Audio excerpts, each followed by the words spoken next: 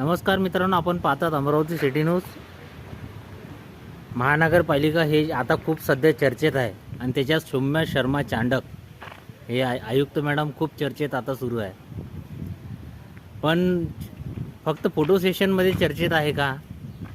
Real परिस्थितीमध्ये मॅडमचं काय काम आहे आणि त्यांचा ठेकेदारावर काय लक्ष आहे हे आपल्याला दाखवायची आज गरज आहे.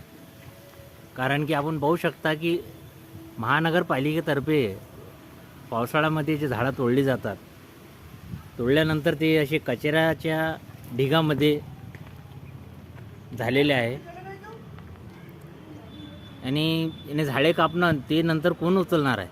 ठेकेदार काही लक्ष देत नाही, साफसफाईचा काही ध्यान नाही आहे. गरिबांवर अत्याचार आणि ठेकेदाराला मोठं करणं हेच का मनपाचे आयुक्त साहेब यांचं काम आहे का?